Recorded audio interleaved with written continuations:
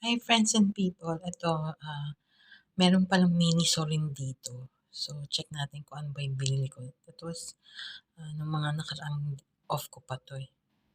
Ito, bali yung compressed travel towel. Try nga natin kung talagang lalaki ito. Ano lang siya, 10 knees dito. Itong laman niya para siyang pulburon.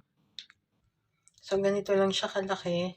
And buksan natin at lagay natin, meron na tayong tubig dito.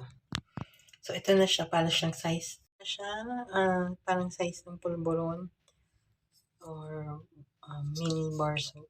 I-dip na natin sa water. Tingnan natin. O, ayan. Ang bilis lumaki agad.